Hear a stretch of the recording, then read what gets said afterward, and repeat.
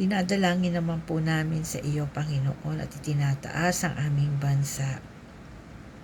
Lord, dalangin po namin, Panginoon, na bigyan mo na ng ganap na kaayusan ang lahat po na nangyayari dito sa aming bansa. Lalo-lalo na po, Panginoon, yung naisiwalat na widespread corruption sa lahat po ng departamento, Panginoon, ng aming gobyerno.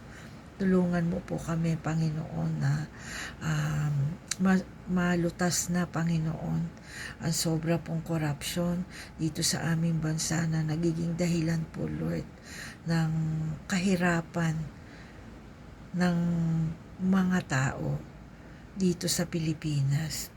Dalangin po namin, Panginoon, na ito po'y maging eye-opener, Panginoon, para po sa lahat ng mga nanunungkulan na sila po, Lord, ay magkaroon, Panginoon, ng mabantayan nila, Panginoon, yung lahat po, Panginoon, ng mga projects, ng mga ginagawa ng dito po sa aming gobyerno. Dalangin ko po, Panginoon, dalangin ng bawat isa, Lord, na sa pamamagitan ng pagkasiwalat, Panginoon, ng sobrang korupsyon na ito ay magkaroon na po ng katugunan at kaayusan ang lahat po ng nangyayari dito po sa aming gobyerno. Ayun din po, Lord, dalangin namin na magkaroon po ng tamang hustisya o katarungan, Panginoon, dito sa aming bansa na kung saan yung mga nagkasala ay mabigyan ng karampatang kaparusahan.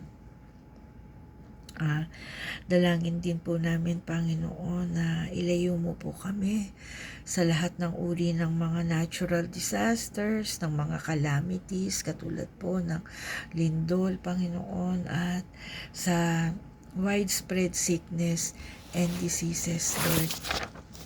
Ayun din po, Panginoon, na dinadalangin namin na gabayan mo po, Panginoon, ang aming pong mga leaders na sila po ay makapamuno dito sa aming bansa ng may karunungan, may katapatan, at may integrity, Lord. At tulungan mo po, Panginoon, na ang mga tao dito sa aming bansa ay patuloy na mailagak ang kanila pong pagtitiwala at pag-asa sa iyo, aming Panginoong Hesus, sa lahat po ng sitwasyon na nangyayari sa kanila pong mga buhay. We pray that you will continue to bless our country and be with us always. Sa mga oras na ito, kung meron po kayo, Lord, kung meron po ang bawat isa na personal na nais na ipanalangin sa Panginoon, ipanalangin niyo po.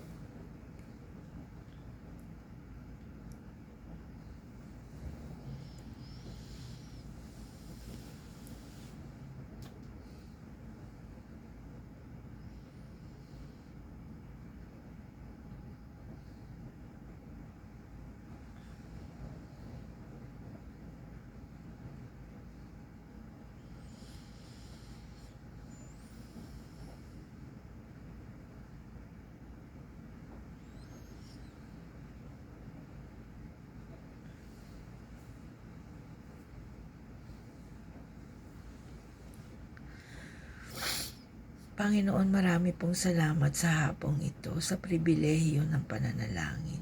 Alam po namin, Lord, na lahat po ng aming dinala sa panalangin ay bibigyan mo ng katugunan ayon po sa iyong dakilang kalooban.